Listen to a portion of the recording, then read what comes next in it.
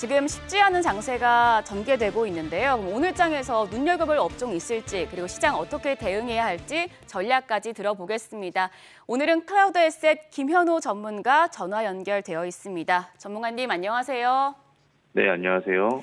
네, 지금 장이 또 빠지고 있는데 일단 어제 홍콩이 아시아 최초로 가상자산 현물 ETF를 승인한다고 밝혔죠. 이에 따라서 가상자산 관련주들 좀 움직이는 모습이었는데 오늘은 흐름 어떻습니까? 네, 아무래도 지난 금요일부터 들려왔던 이스라엘과 이란 간의 이런 지정학적 갈등 우려에 이제 비트코인을 비롯한 가상자산 시장 전반 낙폭을 확대하면서 이제 투심이 위축되는 흐름이 좀 이어지고 있는데요.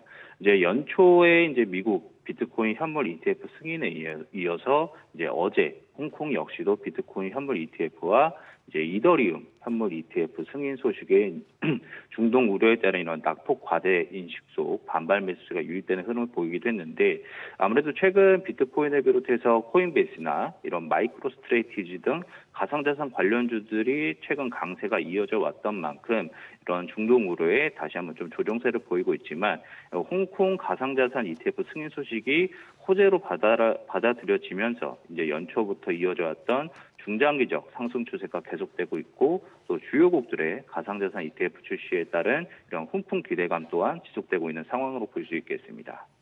네, 원래 가상자산 수혜주 대표적인 게 업비트를 운영하는 두나무 관련주들이 있는데 오늘은 그렇게 흐름이 좋지 않은 것 같아요. 전문가님 관련주 상황 어떻게 보시는지 궁금하고요. 또 전문가님의 탑픽 종목도 말씀해 주시죠.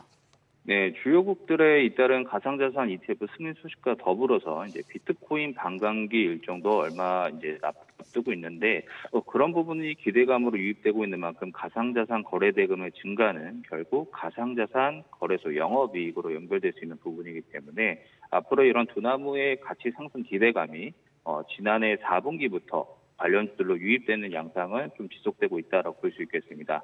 현재 두나무의 약 7% 지분을 보유하고 있는 우리기술투자와 그리고 약 6% 정도의 두나무 지분을 보유하고 있는 하나투자증권의 지분 가치가 부각되며 중장기적 우상 추세가 지속되었던 만큼 이번 홍콩 비트코인 ETF 승인 소식 이후에 이런 가상자산 시장의 접근성과 또 대체자산으로서의 신뢰성이 부각될 수 있기 때문에 앞으로의 이런 비트코인 반감기 일정과 주요국들의 가상자산 관련 규제 완화에 따라서 좀 긍정적인 주가 흐름을 보일 것으로 전망되고 있습니다. 네, 전문가님 말씀처럼 비트코인 반감기를 앞두고 있지만 지금 워낙 시장 상황이 안 좋기 때문에 관련주 투자하기 좀 부담스러운 상황이긴 한데요. 접근 전략 어떻게 가져가는 게 좋을까요? 일단 지난 10월 중동발 리스크가 처음 발생한 뒤에도 이런 미국 비트코인 현물 ETF 승인 기대감과 함께 좀 대체 투자 시장으로 주목을 받으면서 국내 증시에서도 가상자산 관련주인 우리기술투자 또한 강세 흐름이 이어져 왔는데요.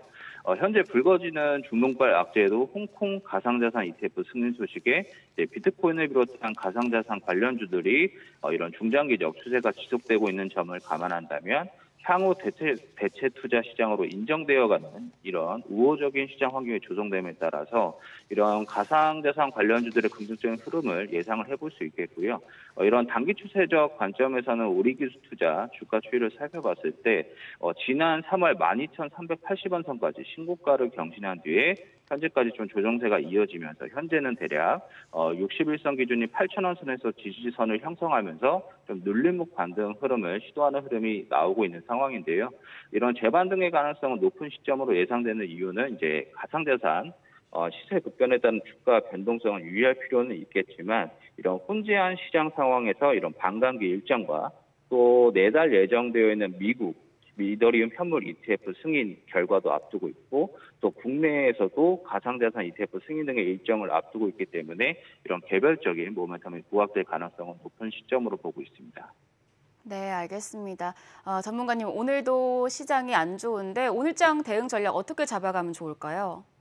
네, 일단 최근 고금리, 고유가, 고환율 이런 삼중고 현상과 함께 또 중동발 악재로 인해서 이런 흐름이 지속되고 있는 상황인데요.